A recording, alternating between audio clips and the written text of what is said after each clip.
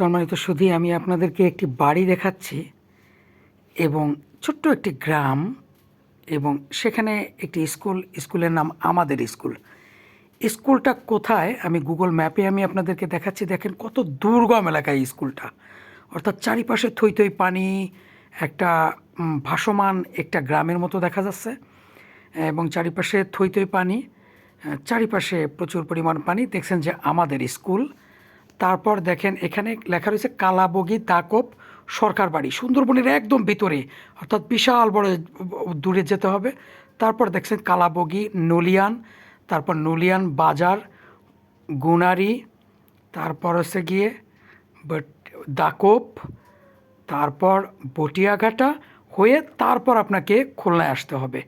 অর্থাৎ এই যে দুর্গম এলাকায় আপনি একবার ভাবতে পারেন যে কোন পর্যন্ত মানুষ কিভাবে বসবাস করে।